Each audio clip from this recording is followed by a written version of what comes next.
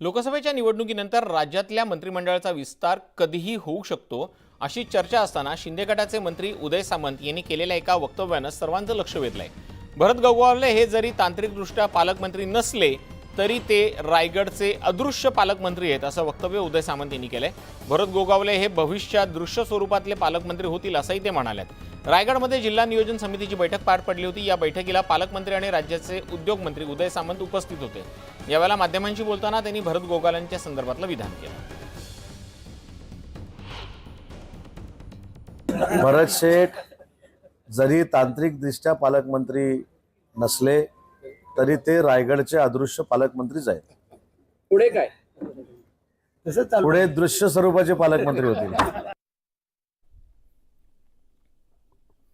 कोल्हापूरचे खासदार शाहू महाराज छत्रपती आणि काँग्रेसचे आमदार सतेज पाटील यांनी विशालगडाच्या पायथ्याशी असलेल्या गजापूर परिसराला काल भेट दिली। या विषयावरनं आता जोरदार राजकारण तापलेलं आहे।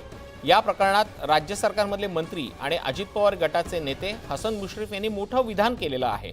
भटकळ विशालगडावरती कधीपासून होता, कोणाकडे राहिला होता याची सखोल चौकशी करणार असं मुश्रीफांनी म्हटलेलं आहे।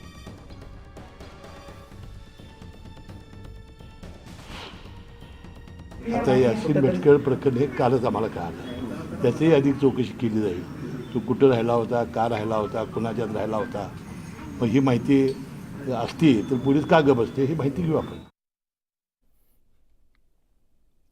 छत्रपती शिवाजी महाराजांची लंडनमधल्या व्हिक्टोरिया अँड अल्बर्ट संग्रहालयात असलेली वाघनखं ही भारतात आणण्यात येणार आहेत। उद्या संध्याकाळी वाघनखं साताऱ्यात आणली जाणार आहेत। म्युझियमच्या खासगी सुरक्षेत ही वाघनखं राज्यातल्या विशेष विमानानं आणली जाणार आहेत। 19 जुलैला साताऱ्यामध्ये या संदर्भातलाच एक भव्य दिव्य सोहळा पार पडणार आहे।